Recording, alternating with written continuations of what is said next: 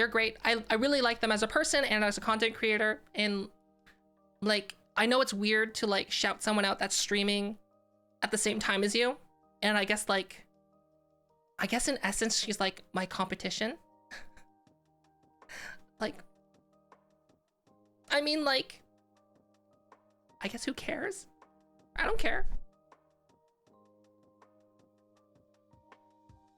Like, if my viewership depended on like you not knowing about other streamers, then I'm doing something profoundly wrong as a content creator.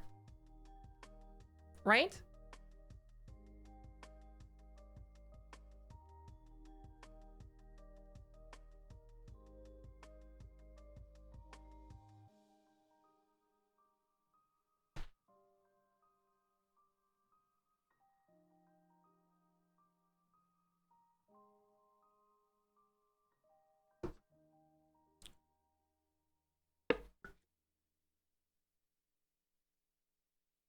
Right?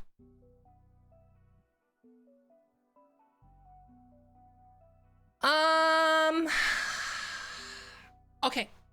I'm not going to tell you how much I spent because you should not spend what I spent because I have made some spending mistakes. So let me tell you what you should. Okay, if you want to replicate my setup one-to-one, what should you be doing?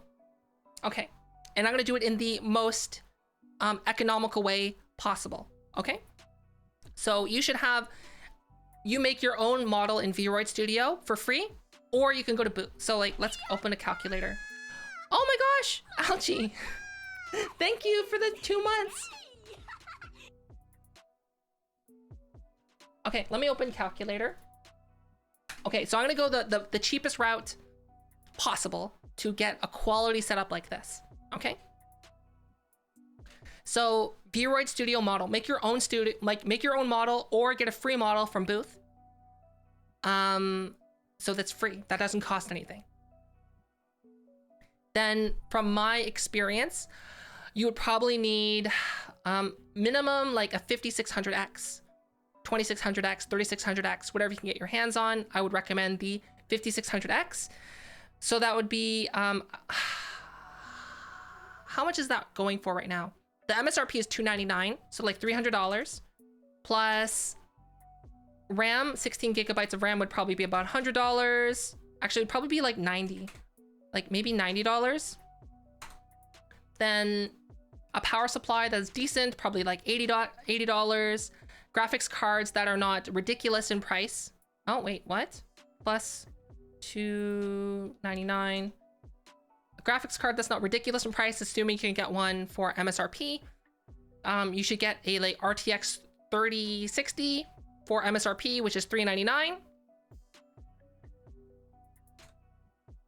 Then we have CPU, motherboard. You get decent motherboards for around $100. A decent case you can get for like $90.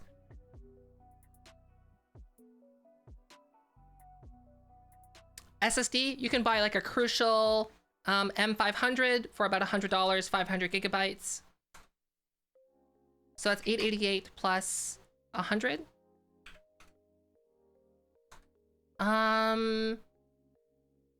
There you go. That's basically your computer. It's like about $1,000. So that aside for the computer, if you want to know like more detail, I have a recommended computer right here. If you click on the Amazon Blacksmith. Now, to replicate the setup that I have, you should get a Valve Index. So that's like, why a Valve Index over just getting the trackers? Because you want it to be dual purpose. You want to be able to play VR, because you have all this equipment for VR, but without a VR headset. Why? Right? Why? Just get full VR. So a Valve Index would be about $1,000 plus trackers.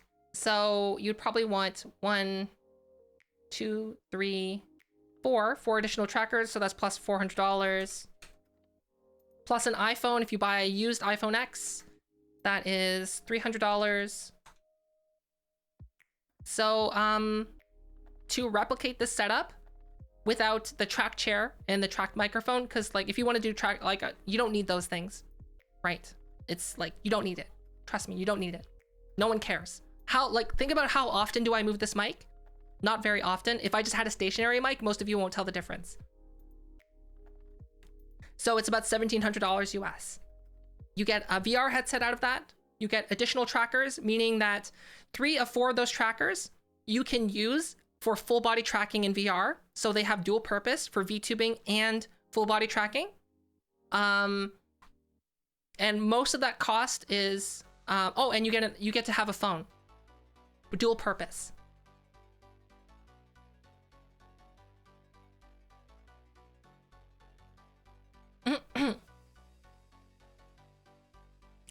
What do you mean? How good is a Valve Index screen compared to a decent non-gaming monitor? What?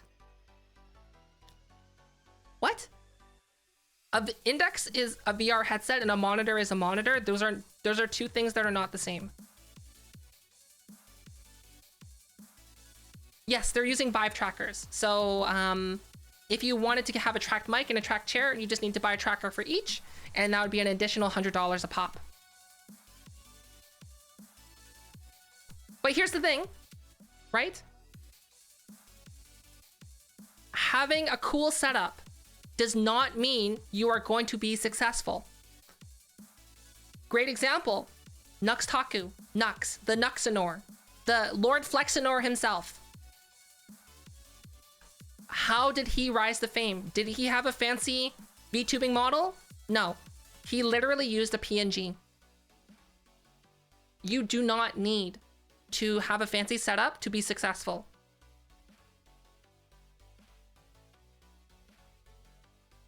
So this is what my recommendation. Don't think that you need to have all this fancy stuff to start streaming. Just start streaming. That's it. Start streaming. Make the best of what you have. That's all you need. Make the best of what you already have.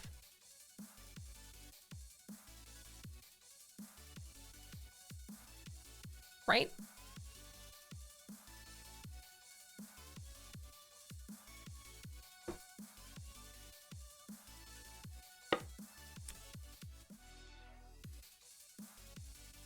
If you like, think about it this way, right? Imagine if Code Miko wasn't an amazing person. Imagine they didn't have like the personality to go behind the cool stuff they had. Imagine they were just like, they just sat in a room and was like, yeah, I have a cool setup. Yeah, look at me, everyone. I'm so cool. Donate money to me and I'll do some fun stuff. Do you know what I mean? It's all about you. Your most valuable asset as a content creator is not your camera. It's not your model. It's not your computer. It's you.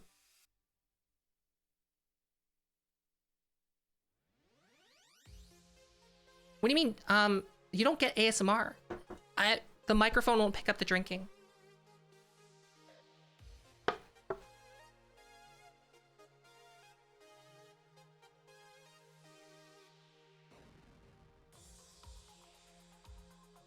Like, here's the thing. All the flash will bring in eyes initially, but here's the thing. You're like, oh, well, exposure is good. No, it's not. If you have all of those eyes on you when you're not ready for those eyes, right? Then it makes a bad first impression. So like, for example, like, let's just say I were to get rated right now by Dex Bonus. I love Dex Bonus. Amazing personality, amazing content creator. I love everything that she does. And that's like a 1.6K like drop.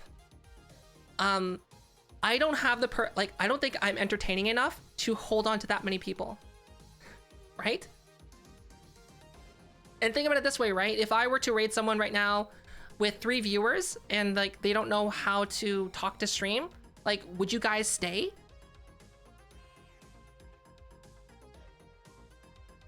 Right? And here's the thing, you might go, oh, okay, well, like, then imagine you see that person in your recommended list, right, later, and they improve their setup a bunch, and you're like, oh, I already know who that person is. I don't need to check them out. That's the problem. Like, you need to, if you're gonna debut or have something fun, like, don't focus on all the flash. People want to see your improvement. Like, how many people out there before VTubing was a big thing that you saw that had DSLRs, they had LED lights all over the place, they had like a wall of computers and all this cool stuff, and they spent thousands and thousands of dollars on their setup, and then watching them is boring as bricks. Because all they do is they just sit there and like, oh yeah, I'm playing Call of Duty, everyone, and we're gonna get some headshots today. Uh-huh. Oh, that's unfortunate. I died. Okay. Well, I guess we'll try again. Go into a different lot. Oh, that person's loud. Let me mute them. Hold on.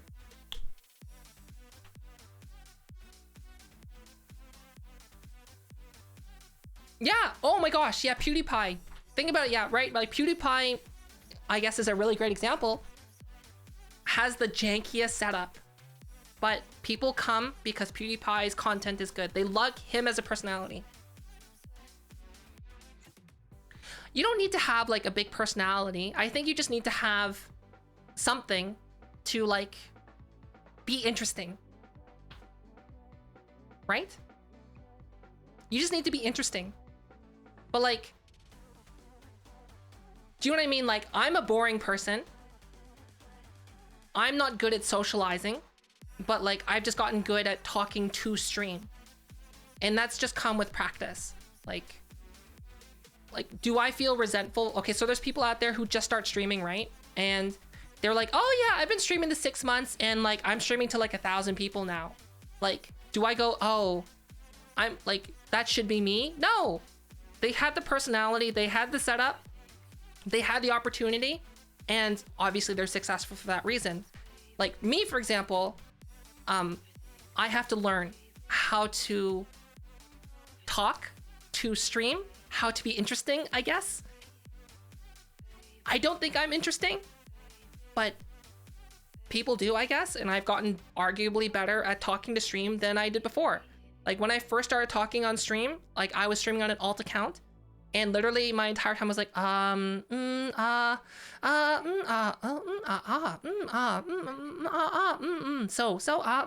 like that. That was like 50% of the stream.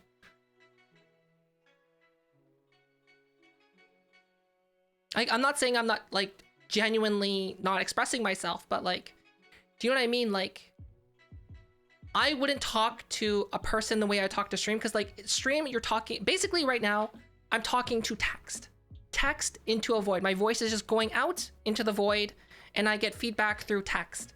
It's like talking to stream is a different skill set than talking to a human being.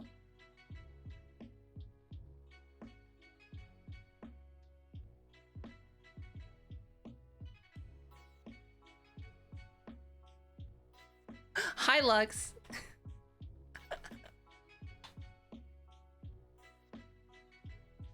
Yeah. Like, I'm terrible at talking to people. I think like the best thing is like, if you watch VR chat streamers and you might not know it's me in the background. I might be there.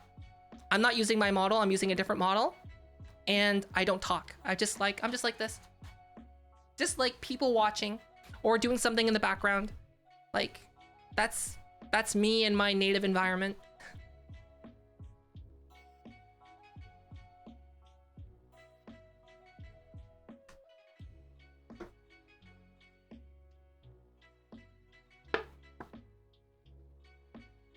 Right? Like, how do you improve at streaming? Start streaming. That's it. Start streaming. Plan if you want to make your stream good, you want to be successful at content creation, here's the formula for you to be successful as a content creator. Make a plan. Make goals. Plan what you're going to do on stream. Even if it's a bullet point on like writing scribbled down on a piece of paper, or like thinking of an idea of things that you want to talk about. So you have a plan. Make a YouTube channel, make a Twitter account, make TikTok, hustle, make content on other platforms, and that's how you grow. That's how you become successful as a content creator. That's basically what brought me from 50 viewers to where I am averaging around 100.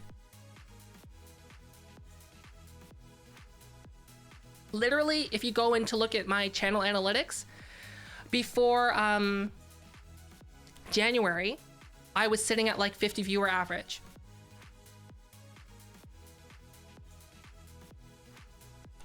What made me bigger? I was posting content to Twitter. Twitter blew up. I went from like 200 followers to over 1,000 in like a day. And then people found my YouTube, and more people have been finding my YouTube, more people have been finding my Twitter. And that's what's been growing my Twitch channel. It's just exposure, more eyes, more people knowing who I am and going, oh, there's this fulfillment person on Twitch. Let's see what they're about. And then like, most people are like, oh, like 10% of people are like, this person is moderately interesting. I maybe will stick around.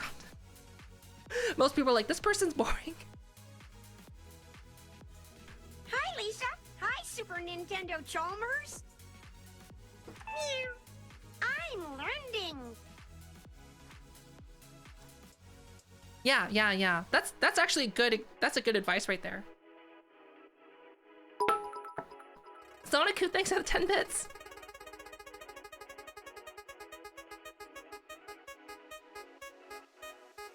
Like, I acknowledge that I'm a boring person, and here's the thing, like, I view, like, I think my, like, my benchmark, like, I think the highest I could probably grow on Twitch is probably 1,000 viewers. Like, that's probably like my cap. Like, I probably will never turn into like a Ludwig or a Ninja or like whatever, right? I'm probably like at max, I'm probably gonna peak 1,000 viewers. Like, if I keep at this and I try to keep improving, that's probably my cap.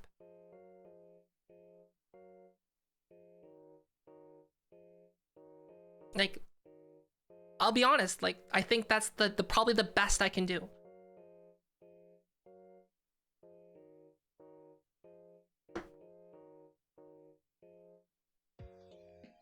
Hey, Nerd T, that's great. That's great to hear. I gotta shoot higher. Here's the thing, like, when you start streaming, okay, there's a couple of benchmarks. Okay, here's like the benchmarks that I've noticed from streaming is, first benchmark is getting to 3 viewers. Redeeming Zoom. Your first benchmark is getting to 3 viewers. That's like the first hurdle. After that, there's getting to 15 viewers. 15 viewers is your next one.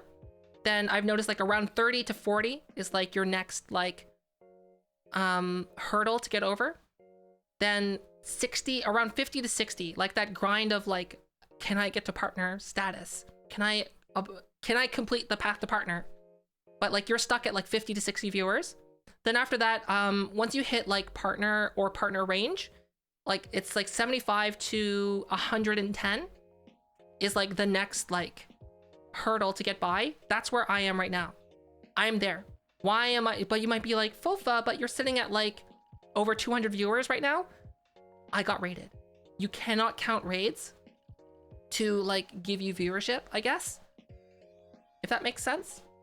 So like right now my average is like around 100 to 150. And I think after that, the next like hurdle to get past is like to get to like 3 to 400. Then after that would be like 5 to 700. And then after that is 1,000. And then beyond the 1,000 mark, I have no idea, because like I don't expect to ever get there.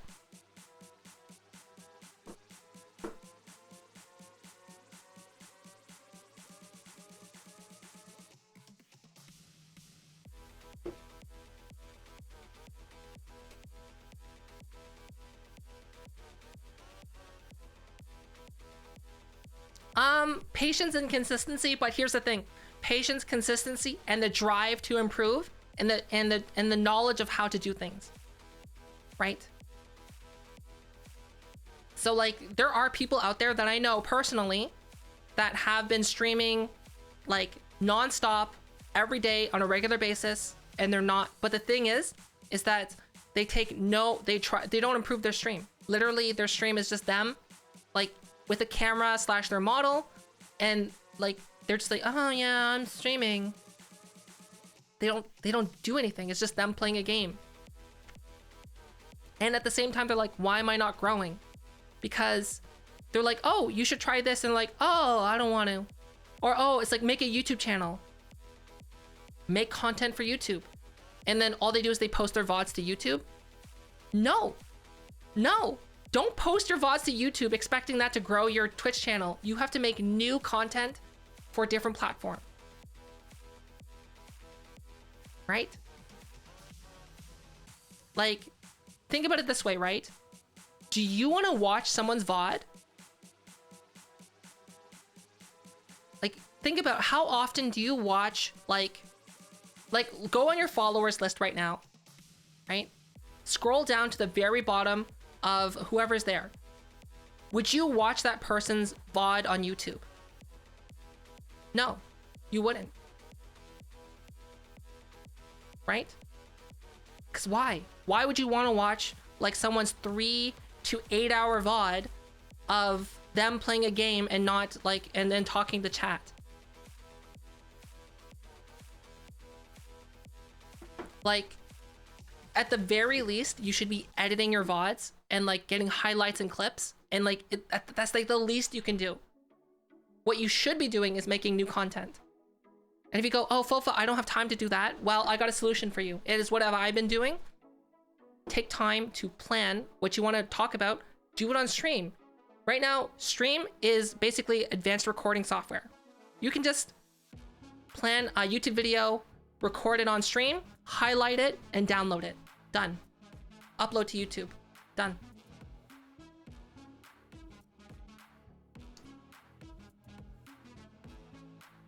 Like, I'll tell you. Let me switch to my small cam right now. I've done it. It's not the best. I'll be honest with you. It's not the best. Let's go to my YouTube channel. YouTube.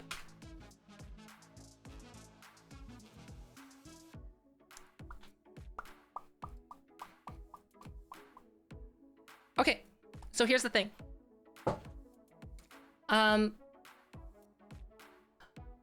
Let's see. Why iPhone and these videos have not. Oh, thanks for the follow. How would you make streams interesting without chat? The most hardest thing, talk.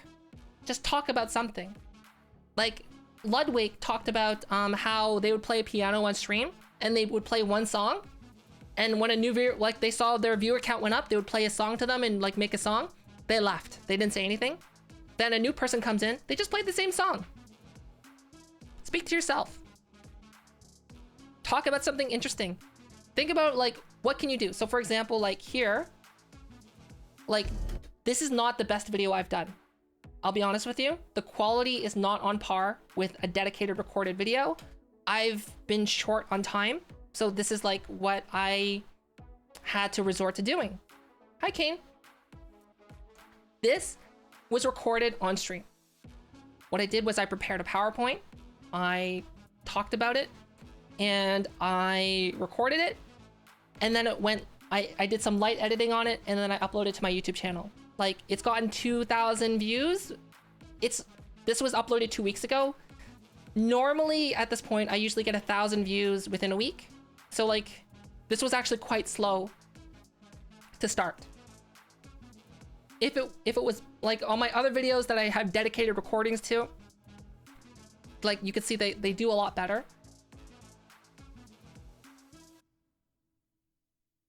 So I mean like, the only reason like some of my newer videos are doing better than they would have before is because I've grown in size. But like, I do acknowledge that my stream recorded videos are not as good as my dedicated videos.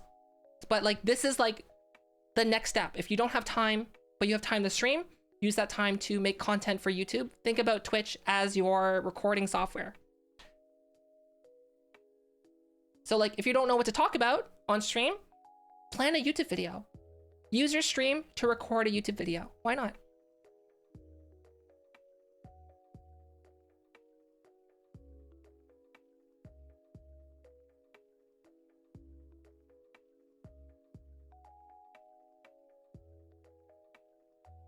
Right? Okay, let's go back to room view.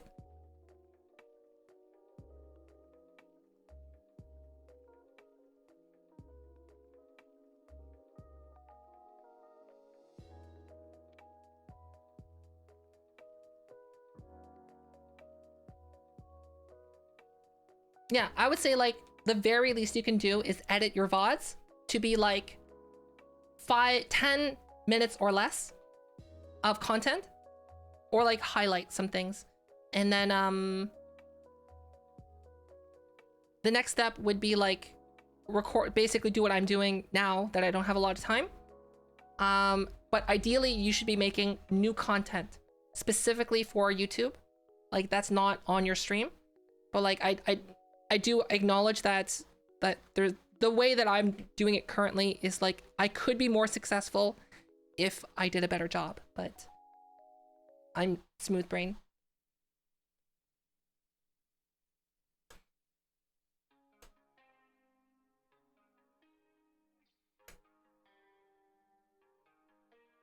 Smooth brain, that's me. Smooth brain Fulfa. Ha ha ha.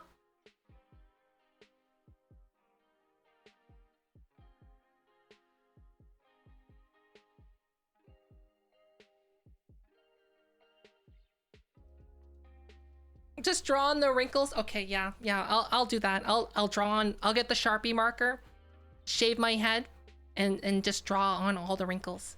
Then I'll have wrinkly brain.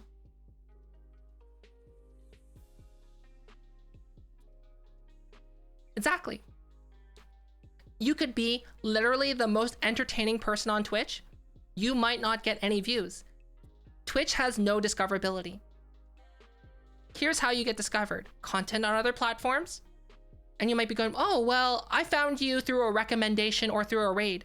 Yeah, because either A, that person that raided me found me through another platform. They saw my YouTube videos. They saw what I was doing on Twitter. Or someone who's followed me, you get recommendations based on who you follow. So for example, if you follow XQC and XQC follows another streamer, that other streamer that XQC follows will pop up in your recommendation feed.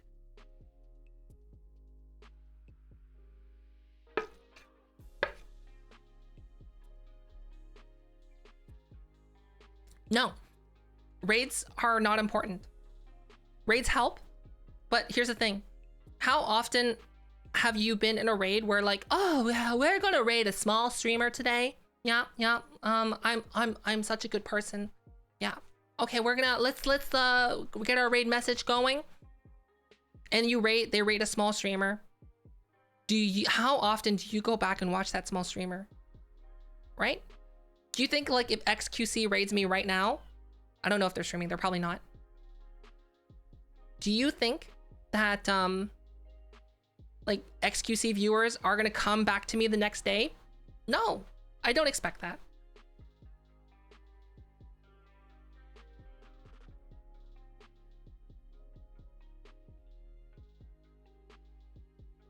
How does one compensate? If you have no mods, here's the thing. I had no mods until I was 30 viewers. If you're not able to moderate your own, like, okay, controversial hot take. If you're not able to moderate your own chat with up to 30 people, then like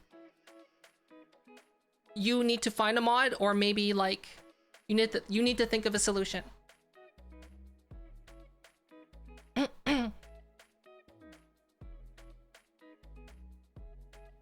Right? You need to like think of something that you need to like to do. Like if you're streaming to like 3 people, do you need a moderator? No, you don't. If you're streaming to like 30 people, you should probably think about getting a moderator. If you're streaming to like 75 people, you need moderators. there's things that you can do to alleviate that. One, auto mod. Set up your auto mod. Set up your rules. Have buttons ready. So like right now, I have a button right now on my, you can make a hotkey that just does this. Look, boom, emote only chat. Oh, it's not working. Hello? Hello? I say this and it doesn't work. Hold on. Boom, slow mode, just with a button. Turn it off, slow mode off.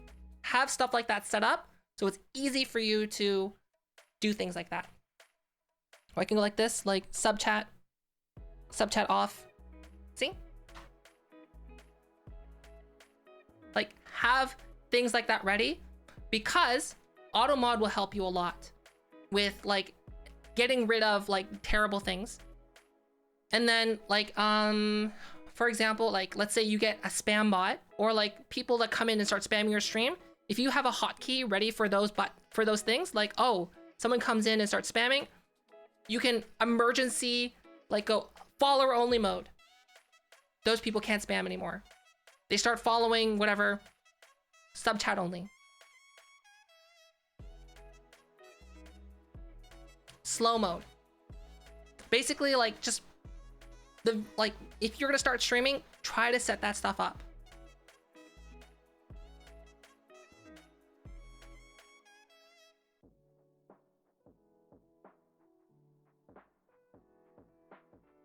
Oh, also, another thing, blacklist words, right? Go into your auto mod rule set, blacklist phrases. So like, for example, like, wanna grow big, for example, wanna grow big, go to this website, blah, blah, blah, right? To like buy followers or whatever. Those bots are everywhere. Blacklist, just copy paste that phrase, add it to your blacklist. So like when that bot comes into your chat to try and spam that, it can't. Yeah. Yeah. That's what you got to do. So for example, can someone try to type phasmophobia for me? Try to write phasmophobia.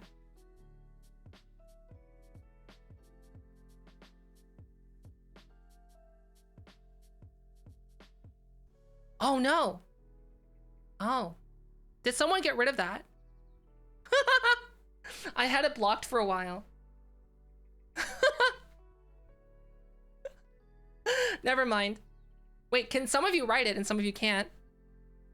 It blocked yours? Yeah, see? See? Exactly. There you go. Oh, you spelled phasmophobia wrong. That's why. Ah, okay. So like, for example, you can't type the proper name for phasmophobia. You can't. Phasmophobia, not phasmophobia. Phasmophobia. So like, for example, like the reason why I have it blocked is just like someone just kept coming in. Phasmophobia went. Phasmophobia went. I'm just like, so I just blacklisted it for the memes, and it's just like a joke. But like, that's an example, right? So like you can like thanks, Sharno. You can block like a bunch of phrases like that so that you can better manage your stream on your own. Cause like, let's be realistic. When you start streaming for the first time, you're gonna be on your own. Yeah, personally, I don't like follower only mode. To me, follower only mode is like, to me, like I would never do sub only chat. To me, like follower only mode is like the nuclear option. So like there has been times where I got hit with a spam or follow bot and I'm just like, ugh. So like I would put it in follower only mode for like maximum 10 minutes. And then after 10 minutes, turn it off. Because I view follower only mode as a tool to stop spam.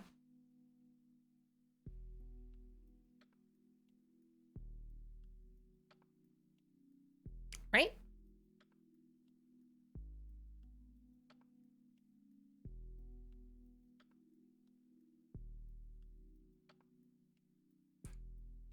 I'm hoping that like this is good advice, right? Right?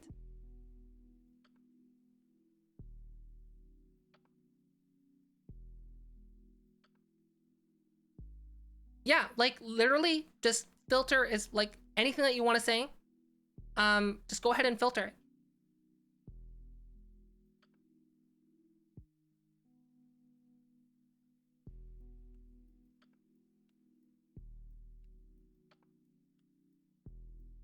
Check out my YouTube channel.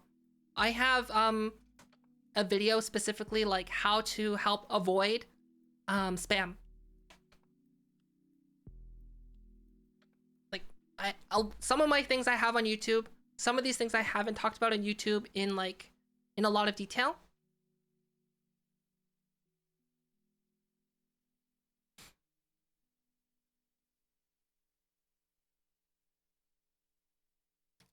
Like I said, if you want to make content creation, you need to make content on other platforms, not just Twitch.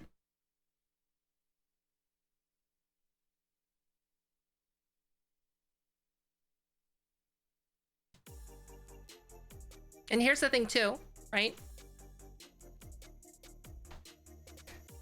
This is going to be super controversial. I guess, given Twitch, the Twitch atmosphere. Give me a sec. That's Sly.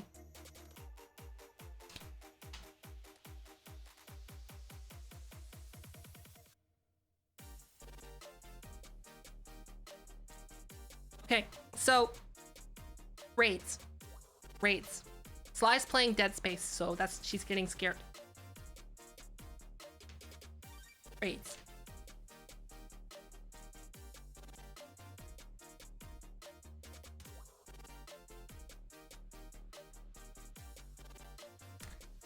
Do not raid up.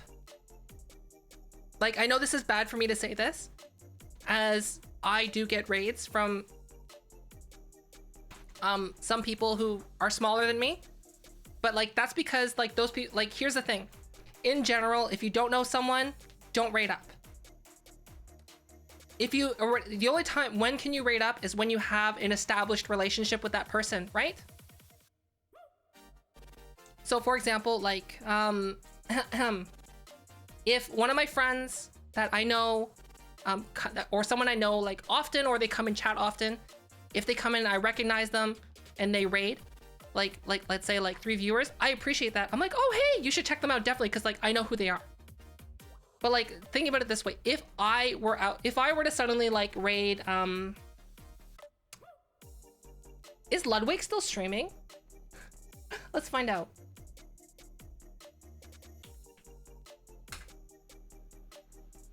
I think, yeah, see right now Ludwig is streaming and they're sleeping, kind of.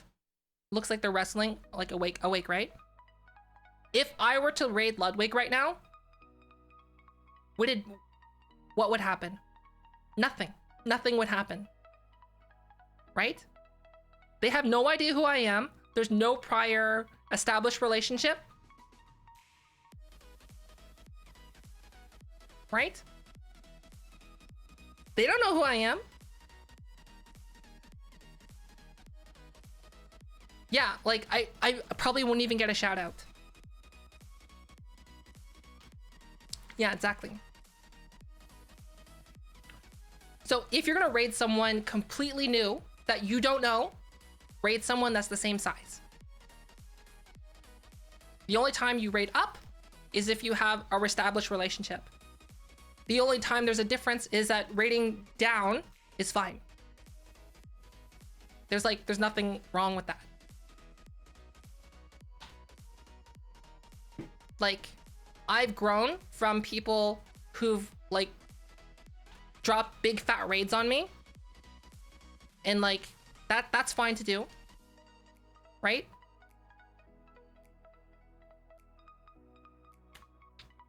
But like, think about it this way, like because I've heard people say, oh well, if I raid this person who's streaming to like thousands of people, it's gonna help me.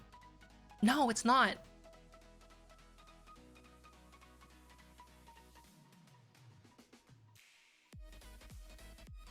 Yeah, exactly, Jarno. So like, that's the thing. So like, in essence, it's always best to either raid someone who you have an established relationship with, or someone like who is the same size as you should raid sideways. So for example, there's someone right now who's streaming to literally double my viewership, but I have an established relationship with that person. So like me raiding them is fine. However, if I didn't know who they were, I probably wouldn't raid them.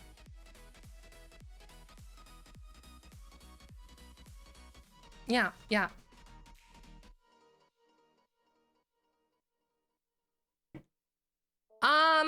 Here's the thing.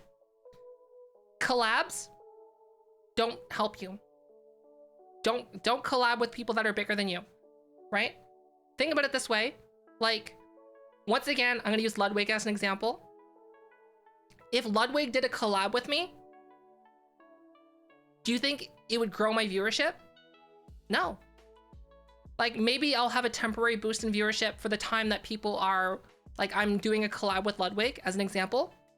But a week later, back to the same viewership.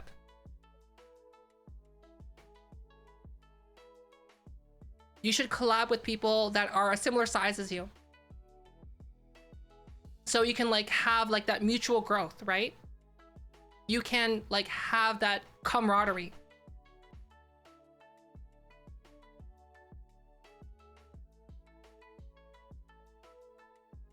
So like, for example, I have collabed with people in the past, and this is like, okay, so this is not like the best thing to say, but like, this is how I view it, right?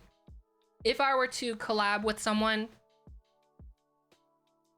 one, it's like time out of my schedule, that's fine.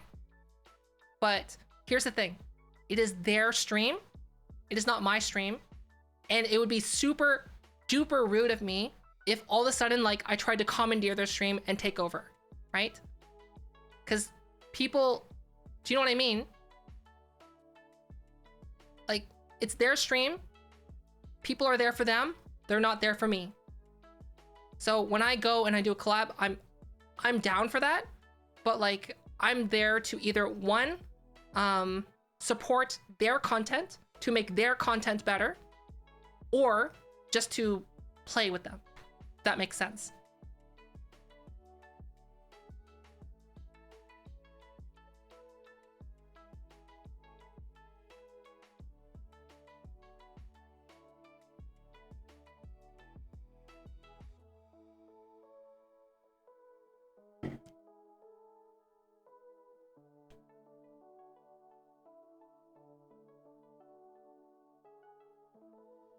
So like, here's the thing.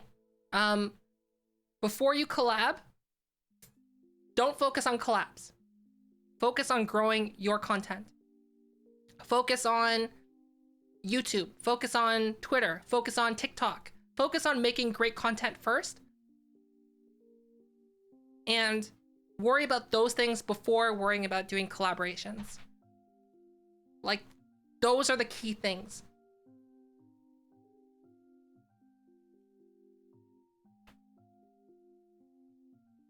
Because like, think about it like this way, right? Think about it like real life. You're walking down the street and a stranger walks up to you, is like, hey, I love your work. Do you want to do a project together? And you're just like, what? Right?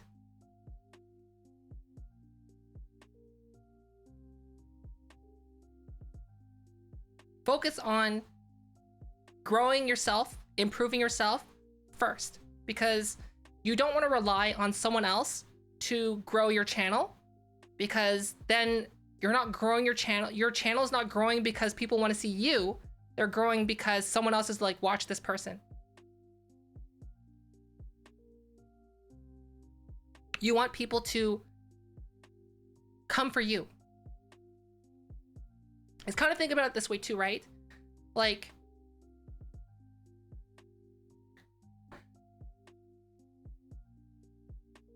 if you start streaming, like, and pretend to be someone that you're not, right? Like, besides doing a character, Like imagine like I was being like super fake, super artificial. I was like, oh yeah, I'm blah blah blah. Oh yeah, blah blah blah, right? Like imagine I was like a super fake, disingenuous person. People will know that. Just be genuine, be yourself. Twitch is here, it's a live platform. And like the whole point of this platform is for some kind of interaction. And without that interaction, like what's the point? Like people have like really high BS detectors. Hi, Hoovy.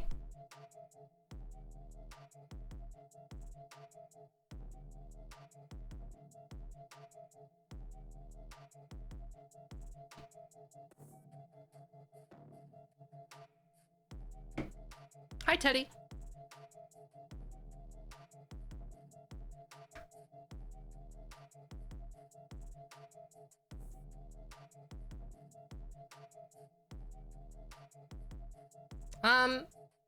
Like, I don't know. It sounds like, I feel like I'm saying bad things and I'm being like, it all comes down to this, right? Debut culture. Like, debuts are great. They're awesome. Should people stop doing them? No. However, I think there's people out there that are doing debuts for the wrong reason. Like, I've seen someone debut. They were streaming to 15 people. They commissioned an amazing live 2D avatar. Amazing, gorgeous. Their model was awesome. They hyped it up on Twitter. They hyped it up on YouTube. They hyped it up with all their friends. They did a debut.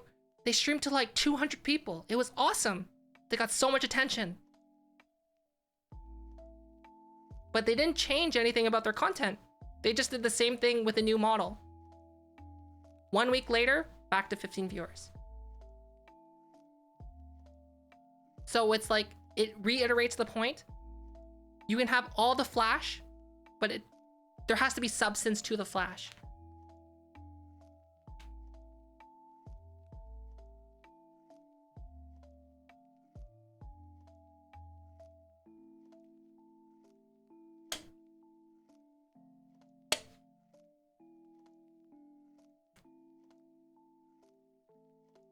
No, here's the thing.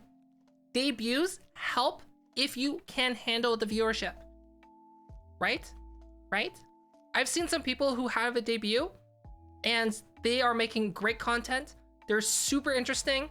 Like they have an infectious personality. And when you go on their stream and you're like, who is this person? I've been hearing about this debut. You go there and you're like, wow, I immediately understand why this person's great. I'm going to watch this person. Like that's when those are effective. However, if you're just doing the same thing that you're doing before, and that wasn't working for you, having a debut is not going to change anything.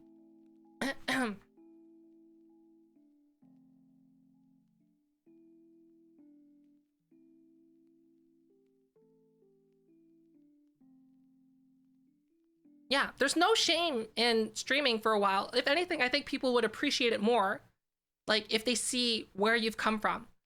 So like if you watch my you can't see any of my old VODs because like Twitch deletes them. But like my very first streams were awful. Like super bad. Like I'm sure like a year from now, I'm gonna look back on this stream and be like, oh, my streams are super awful. Like you should be able to look back on your old content and go, wow, I've improved so much.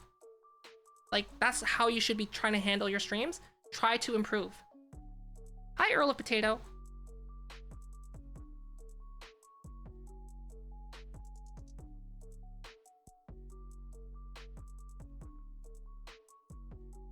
Right?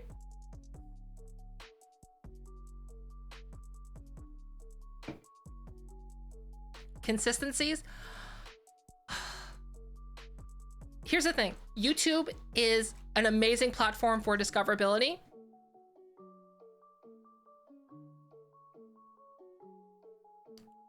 Here's a couple things. You have to have a good thumbnail. You have to have a good title. Have good tags. If your videos are good, viewers will come.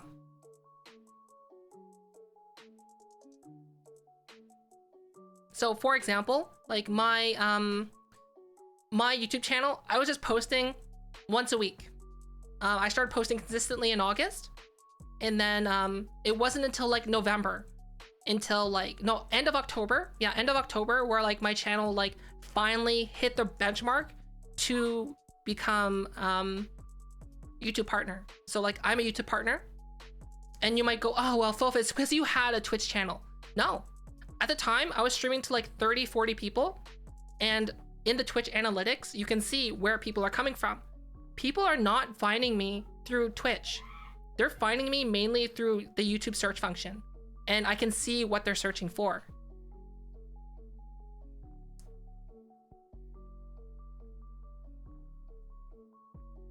So like, that's like the thing. If your content on YouTube is good, people will come. If your content on Twitch is good, who knows what'll happen? Twitch is not discoverable. People are not gonna be able to find you unless they find you through other platforms.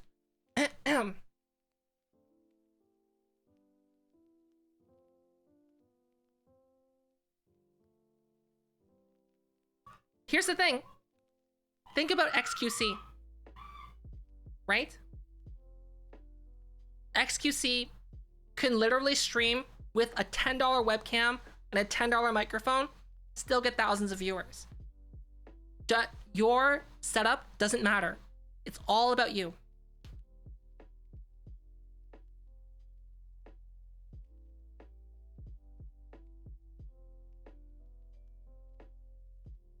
Right? All about you. That's the most important thing.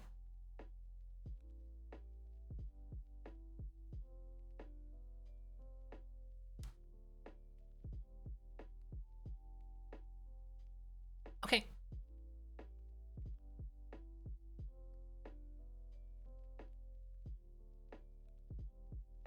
I think the most important thing for Twitch is good frame rate and good audio quality.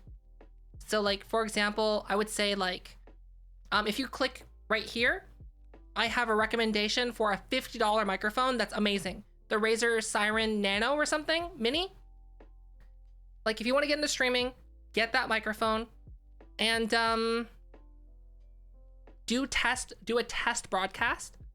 Like in OBS, you can go to settings and you can enable bandwidth test mode and see how high you can push your bandwidth test without it going into the red, and then adjust your resolution accordingly. So like, for example, if you can only stream at 480p, that's fine. Stream at 480p, you'll have good frame rate, you'll have good audio with that $50 mic. That's all you need. I am using a Shure SM7B, yes. I didn't start with the SM7B. I started streaming with a Yeti.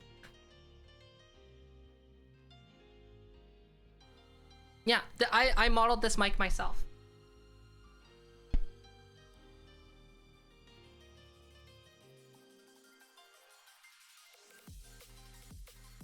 Actually, I'm using like the big foam cover on it. And this is what I sound like without the cover. I personally think it sounds way better without the foam cover. But the problem is that there's a lot of plosives. Oh wait, does this sound, do I need to worry about plosives if my mic's this far away? Hold on. Testing, testing, testing. Testing, testing, test. Oh, that sounds so much better. But there's so many more plosives.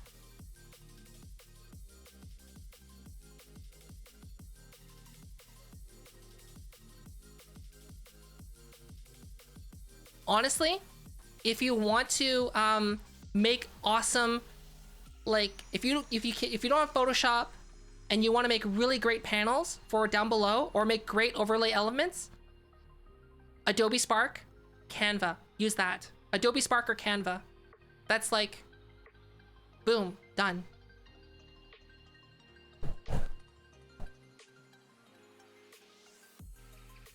I put the foam back on. Because think about it, oh, okay, so the reason I use the foam, because of this. Please bring pizza pronto. Please bring pizza pronto. See? Please bring pizza pronto. Foam on. Please bring pizza pronto. Like that. Vroid is good as a start to your model. It's a good way to learn. It's not a pop filter, it's a foam.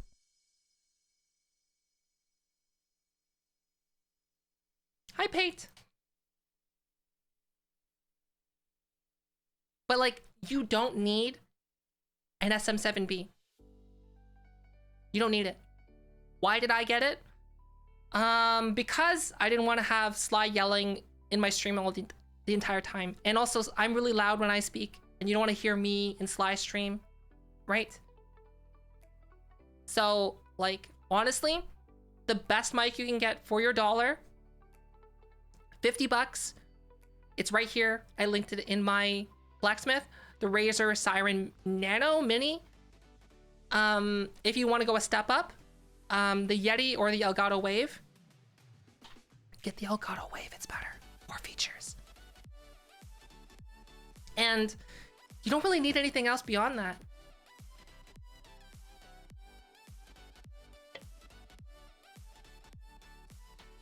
Sly is my my real life partner. You can check them out. They're currently streaming. Right here. Right here. Oh, you just heard her in the background. Lavalier mics? I have a lav mic. I have a really nice lav mic, which I also have linked right here. I love you. Here's the thing. Why? Why get a lav mic? You only need it if it's wireless. But here's the thing. Why would you get a lav mic when a mod mic works just as good? Hi, Legendary Trainer. So like, I have a wireless lavalier mic system that I rarely use. I think it was kind of a waste of money. I plan to use it more in the future, I guess. We'll see. I have it. It's collecting dust. I feel bad about buying it. The Samsung Q9U, I heard that it's not worth the money. I heard that basically it has a lot of, it picks up a lot of noise. There's a lot of handling noise with that microphone. That's what I've heard. And for the price, like, why? Just get a Rode Pod mic. Seriously. If you want, okay, this is my recommendation. Razer Siren Nano USB condenser mic. If you want to get something a little bit better with more features, Elgato Wave. $130. Comes with a software mixer. Amazing. If for whatever reason you want to get a Yeti's also great. Doesn't come with any good software. If you want to upgrade from that, the next step up, Rode Pod mic with a Red Scarlet, whatchamacallit, Focusrite Red Scarlet Solo or 2i2. That would be a good combo. And like beyond that, like you're going into crazy money. Yeah. Exactly, Boris. Exactly.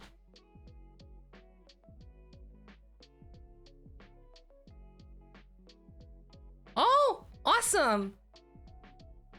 That's really great news, Legendary Trainer. That's awesome.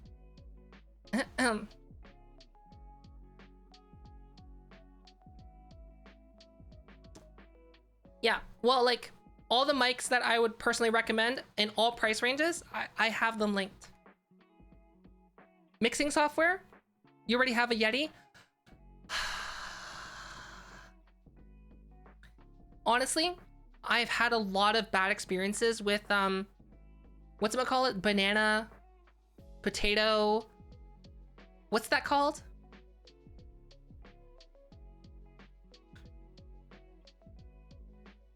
It's like some software thing. Banana, voice meter. Yes, voice meter. Voice meter, banana, voice meter, potato. I've had a lot of issues with that. A lot of sound problems. It's not great. Honestly,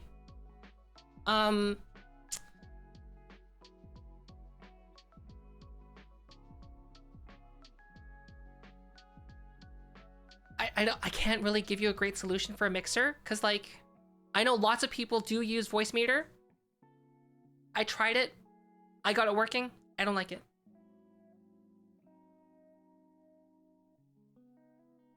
Voice mod? Wait, can that do mixing? I own voice mod, but I don't use it. I got it because I wanted to make the Monster Truck Sunday voice.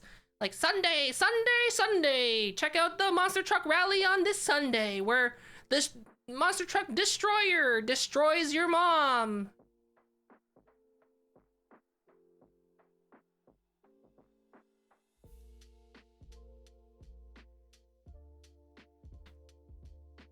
It's pretty neat. That's pretty neat. You know this, you know, it's like, you know this is an aspen tree because of the way it is.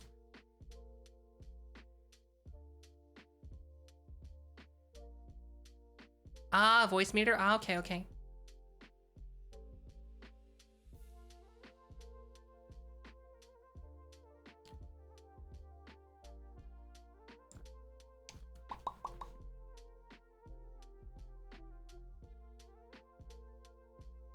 I need to like clip that's pretty neat, like, and then like have that so like you can redeem that, and it's like, that's pretty neat.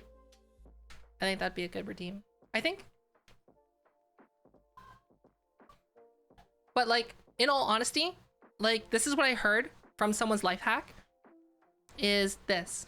They got an Elgato Wave and they keep it plugged in with their fancy mic because it gives you the mixing software. You need to have the Elgato Wave plugged in, but you don't need to use it. But it has that mixing software. Is it a bad use of an Elgato Wave? Yes. Yes. Yes.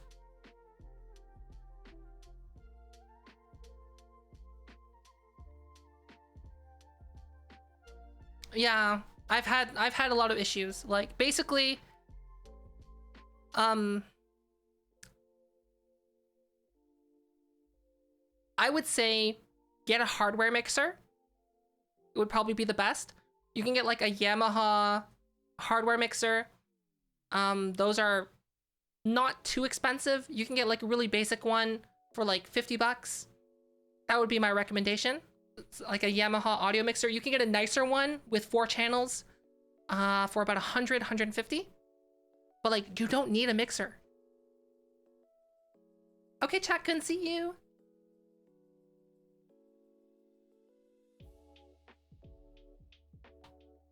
Okay.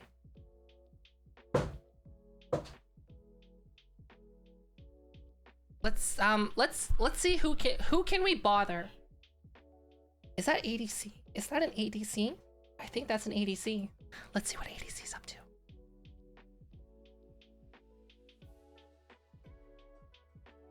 Perfect. Okay, so this lovely person that you see on screen right here is ADC. ADC, lovely, lovely person, wonderful person, great VTuber, amazing singing voice, and super...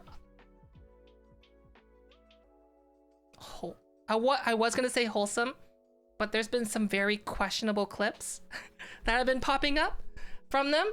So we are gonna be rating ADC. Very expressive. You can see them right there.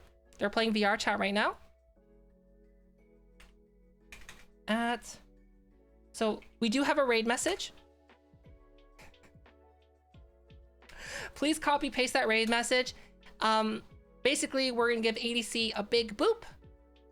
If you are not subscribed, don't worry, because it's still gonna get the message across. We're gonna give ADC a big bop. That bop, bop, bop. Take that, ADC. Pop, pop. We're gonna raid ADC. So, everyone, thank you so much for hanging out today, having a great conversation, and I hope you have a great time with ADC. I know you will. I know you will. ADC is great.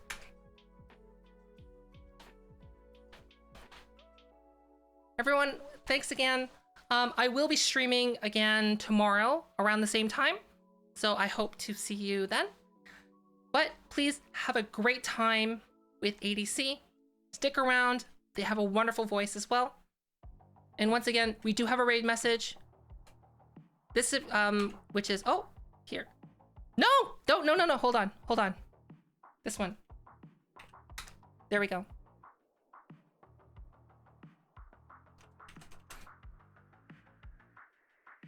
So please copy paste the raid message. We're gonna give ADC a big booperoni.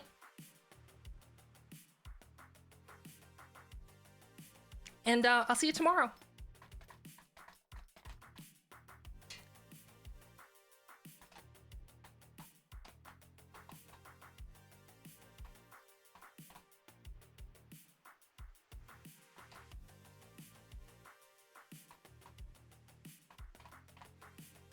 Copy paste the raid message.